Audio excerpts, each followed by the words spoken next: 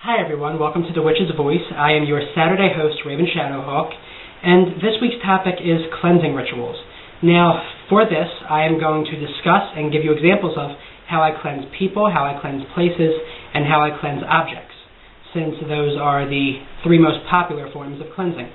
Now, when we're talking about cleansing, some people are saying, well, what does it mean to cleanse? Well, cleansing, simply put, is ridding a person, object, or place of unwanted energy. Now that energy can be good or bad. It depends on what the person performing the cleansing wants. Some people prefer to wipe out all the negativity from something, and that's what cleansing is usually used for. But then there are some people who want to rid things of positive energy so that only negativity can stay and dwell within it. So that's completely dependent on the practitioner. But when you're cleansing something, you're just wiping away everything that you don't want so that everything that you do want can remain and actually be stronger because it has more space to basically breathe, because now you don't have all of that unwanted energy taking up space that it doesn't deserve to have. So in terms of the cleansing of people, I think that this is a very important thing, and I do self-cleansings all the time, because when you go about your day, you tend to encounter a lot of different people, and different people have different energies. But the main thing and the main concern is you don't know how those people's day went, and you don't know what kind of energy they're harboring. And, unless, of course, you're empathic and you can sense that kind of thing. But for the most part, we don't really know what kind of energy people are giving off unless they're unless their appearance is really showing it. Like an example is somebody could be really, really upset, but they're pretending to be happy. But you don't know that they're pretending to be happy because everything seems positive and bright. But really, on the inside of that person, it's not. So they're harnessing and harboring negative energy. So when you come in contact with that person, you're unknowingly coming into contact with negative energy, which can basically latch itself onto you if you don't shield yourself. And that's a very important thing, because before you should even need to cleanse, you should learn and know how to shield. To create a shield is to basically put up a wall of which the energy of other people cannot penetrate. This is very important because if you shield properly and you start to practice and you become better and better at it, you won't have to worry about how somebody else, the type of energy they have, because it won't be affecting you and it won't be able to penetrate that shield. The most common method of this is imagining a big bubble of white light completely surrounding you and just seeing it grow and grow, so that when you come into contact with people, you can just imagine the energy just bouncing right off of that and back to wherever the root of that energy is. So it's very important to learn how to shield, because if you shield, you won't have to cleanse as much. Although I personally feel as though you should cleanse yourself every day just to get rid of all that energy that you don't want and just have more room and be able to strengthen the energy that you do want. Now, this doesn't just go for people. You should also have up shields when you're around peculiar objects, because objects can hold energy. Certain crystals, because you don't know who touched that crystal before. Crystals hold they hold memories, both good and bad, and those can act as a gateway for either positivity or negativity. So when you come in contact with these things, it's important to just keep these things in mind so that you can shield yourself to prevent the energy of other things from latching onto you. The same thing goes for places. If you're walking into a building that's supposedly haunted, you're going to want to put up a shield, because you don't know what type of forces or what type of energies are in that building. But just going off of the fact that you were told that it's haunted, you can basically assume that there's some kind of energy in there, because everything has energy. Everything has energy radiating off of it, and all of that energy is going to affect you unless you learn how to shield. So once you learn how to shield, but there might come a time when you forget to shield, and if that energy does somehow penetrate it, if the energy is too strong and it penetrates your shield, then you're going to want to do a cleansing. For a self-cleansing, there are very, very simple methods of doing this. For those of you who are familiar with the cleansing of crystals, you can actually cleanse yourself the same way that you cleanse crystals, because crystals are the children of the earth, just like we are. We're all just children of the earth. So we all have that in common. So when you think about maybe you want to cleanse crystals under the full moon light, you can cleanse yourself under the full moon light. Just imagine that lunar light coming down, radiating off of you, taking with it all of the negative energy that you may be harboring within you. You might want to cleanse yourself by the sun, if you're more of a solar person than a lunar. You might want to stand or sit or lay down in the sun and just imagine the sunlight just going through you and just setting all of that negativity ablaze. Or if you want to get rid of positivity, then you would imagine the positivity being set ablaze. But mostly in this video, I'm going to be discussing about like cleansing the negativity away, because I don't usually cleanse away positivity, and I don't think I ever have in my life. So that's not what I'm going to talk about in this upload. So you could cleanse by the moon like your crystals do. You could cleanse by the sun like some people cleanse their crystals. You could take a salt bath, and this is one of my favorite methods because I love taking baths. I love the relaxation and warmth of a nice hot bath, and it's one of the most simple cleansings to do. As you know, salt has very, very cleansing properties, and so does water. So when you mix them, rather than just have a creature of water, a creature of salt, you have a creature of water and salt. And so that is very powerful against getting rid of negative energy. So you would simply put salt, preferably sea salt, or even Himalayan sea salt, because some people tend to think that the Himalayan feels nicer in the tub. So whichever you choose is fine, and you just mix it in your water, and as you take your bath, you just imagine like all the negativity being washed off of you and then flowing down the drain. That's a very simple method. Another method is smudging. And smudging is when you take herbs, which are usually dried, and you like pack them into a bundle, and you set the bundle on fire, and then you like extinguish it so that the smoke can fill the air. And then you can just like put the smoke towards yourself and imagining all the negativity flowing off of you with that smoke. That's another very popular method. To the Native Americans, sage could rid places of negativity and negative spirits, etc. And then they would burn sweetgrass. And sweetgrass, it was used by the Native Americans to bring in positivity and positive spirits. So they both go hand in hand. But sweetgrass is a lot more expensive than sage. I've seen braids of sweetgrass go for like $13, and then you can get a whole thing of sage for like $5. But if you can afford to get both, I would recommend getting both because they work wonders. But they work even more wonderfully when they're combined. Another easy method of cleansing yourself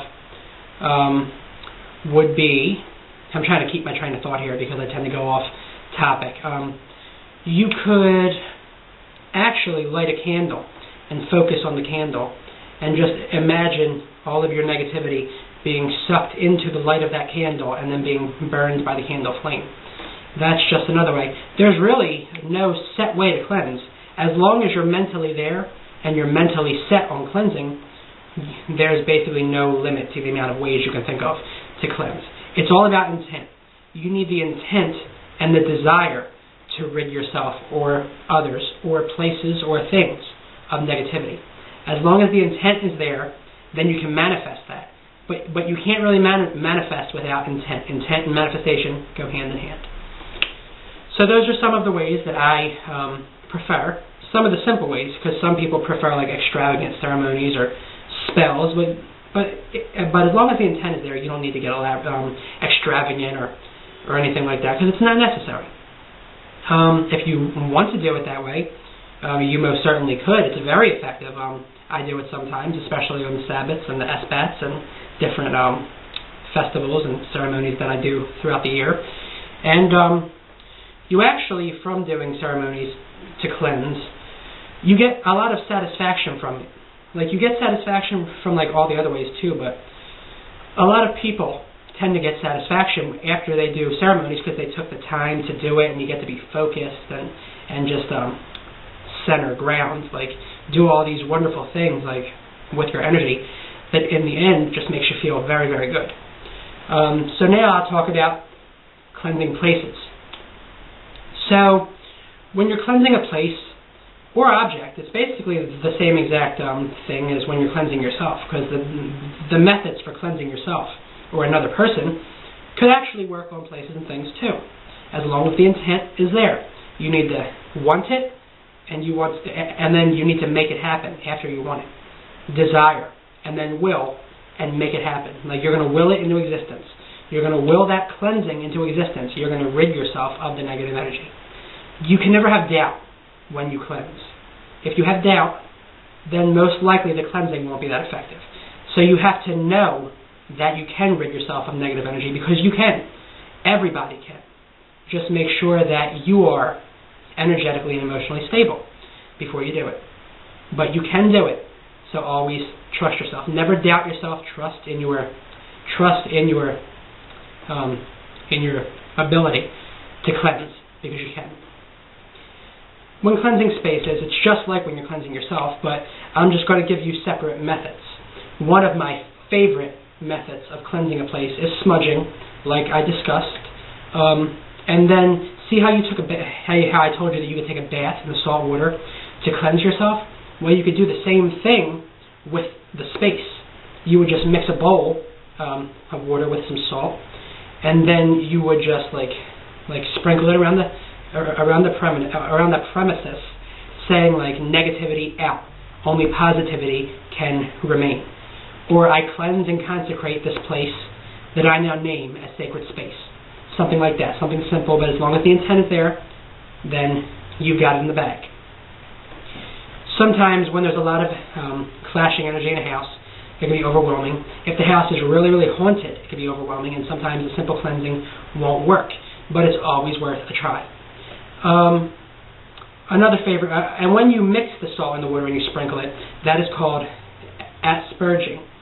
And asperging is basically like when you're sprinkling liquid, or some people say that like asperging can be with just regular herbs too, but I usually just I associate it with sprinkling like liquids. So you can mix the water and the salt, but you can also mix water and essential oils and herbs, and you just mix it up and you sprinkle it around the house, and that's called asperging. So that's a very effective method. Another thing that I like to do in terms of cleansing houses and spaces and all different places is to invest in a Himalayan salt lamp. Now, I'm going to show you one. You've probably seen these before. They come with the electronic candles, some of them, and this, like the kind that I have, is a tea light holder. So you put your tea light in there, and then you light it, the whole thing glows pink, and it's just wonderful. Himalayan salt lamps give off negative ions.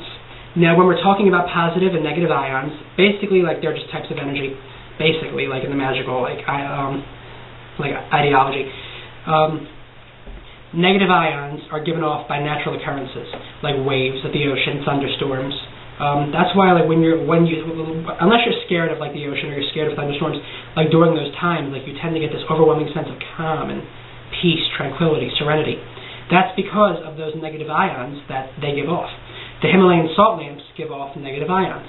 Positive ions usually come from more modern things like electronics, etc., and they can actually lead to negative energy and negative moods. So these are really, really effective in replacing those positive ions with negative ions, so that your space can be filled with more positive energy, so that it replaces most of the negative energy. And what's nice about these, the candle holder ones, is that when you light your candle, like, you can also say something like, may the flame of this candle burn bright, and vanquish and banish all negativity from this place. And so like you're getting like a double action there, because you're getting the intent and the candle like aiding in the manifestation of that intent from the tea light part, and then you're getting the negative ions from the actual lamp. So that's a very effective method, and I love it. Another method is burning Nagshampa. Well, not Nagshampa, but that's like an option. But burning incense. When you burn incense, it's kind of like when you smudge. Although some people don't like the smell of smudge, more like the smudging of and use of herbs, because not all herbs smell very pleasant to some people's noses and tastes. So I'm going to give you an example. This is a stick of just regular Nagshampa, and I would just light the stick of Nakshapa, and you can use any incense you want, but usually, like, if you pick one that has positive, that's made with ingredients that have positive associations, then it works better. But sweet scents are usually really good. I like Nakshapa just because it's one of my favorite scents. So I would light the incense and say something like, I light this sacred incense in the names of the gods and goddesses of this temple, in the names of the ancestors, the elemental powers, and all those who have gone before. May the sacred smoke rise up and fill this temple of the ancient ways, and may it cleanse, bless, and consecrate my spirit. And then you would bring some smoke into yourself, and just imagine all the negativity leaving you, and then you would go around your room and just imagine all the negativity flowing with the smoke. So those are some examples of home or place cleansing techniques. In terms of objects, any really of the techniques that I just explained to you would work on an object. You could soak the object in salt water if it's something like a tumbled stone that won't get damaged. If it's something that can get damaged, you can cleanse it under smoke. You can smudge it. You can just anoint it with oil or salt water. As long as the intent is there to cleanse, and you know truly in your heart that you have the ability to cleanse, then you're